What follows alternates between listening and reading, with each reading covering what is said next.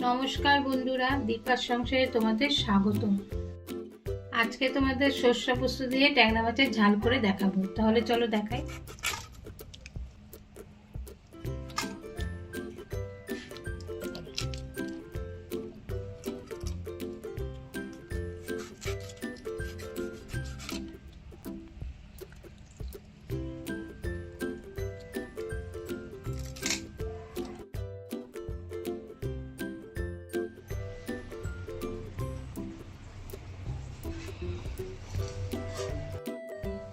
ট্যাংরা মাছগুলি ভালো করে ধুয়ে নিয়ে এসেছি। এখন লবণ আর হলুদ মেখে নেব।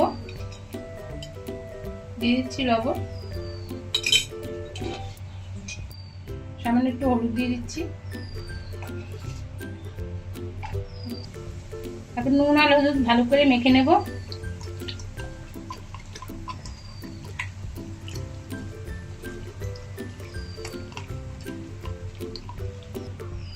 নুন আর হলুদ মাখা হয়ে গেছে, এখন 5 মিনিট রেখে দিচ্ছি। মাছের মশলা করার জন্য 3টা কাঁচা লঙ্কা নিয়েছি, 1 চামচ পোস্ত নিয়েছি, 1 চামচ সর্ষে নিয়েছি, সাদা সর্ষে কালো সর্ষে মিশিয়ে নিয়েছি। এখন পেস্ট করে নেব। কড়াই গরম হয়ে গেছে, দিয়ে দেবো সর্ষের তেল মাছ ভাজার জন্য। তেলটা গরম হয়ে গেছে, এখন মাছগুলি দিয়ে দিচ্ছি।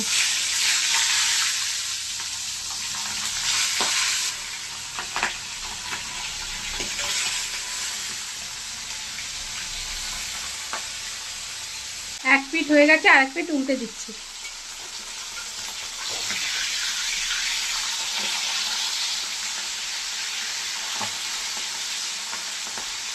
ভাজা হয়ে গেছে, এখন তুলে নিচ্ছি।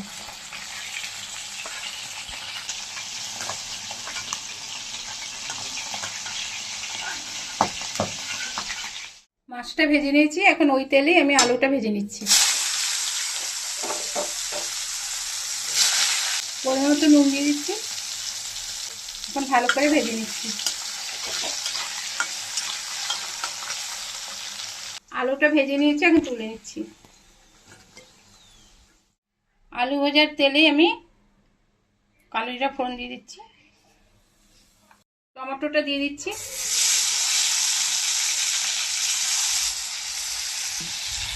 একটা টমেটো কুচি করে দিয়েছি। এখন টমেটোটা একটু কষিয়ে নিচ্ছি। টমেটোটা একটু কষিয়ে নিয়েছি, এখন সরষে বাটা পোস্ত বাটাটা দিয়ে দিচ্ছি।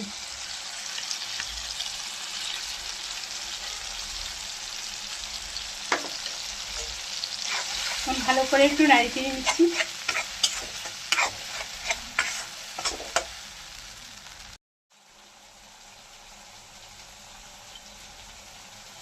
পরিমাণ মতো নুন দিয়ে দিলাম। মশলাটাকে কষিয়ে নিচ্ছি।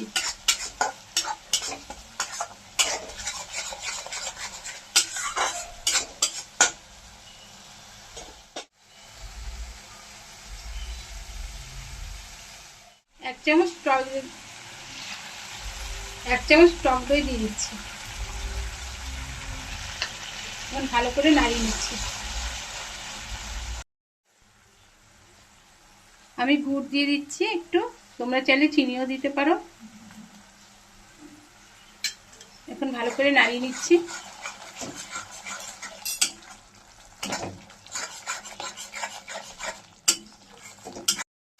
মশলা থেকে তেল বেরিয়ে গেছে, এখন আমি ভাজা আলুটা দিয়ে দিচ্ছি। এখন একটু নাড়িয়ে নিচ্ছি। এখন জল দিয়ে দেবো।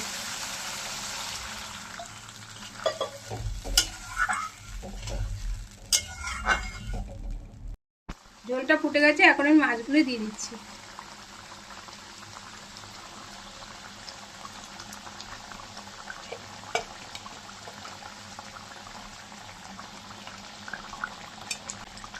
এখন একটু নাড়িয়ে দিচ্ছি।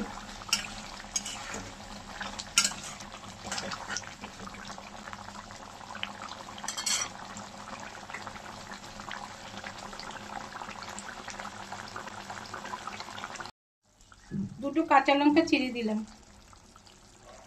একটু ধনেপাতা দিয়ে দিচ্ছি।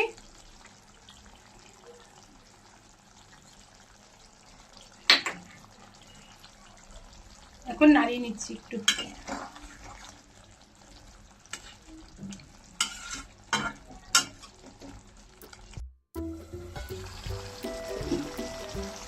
মাছটা হয়ে গেছে, এখন নামিয়ে নিচ্ছি।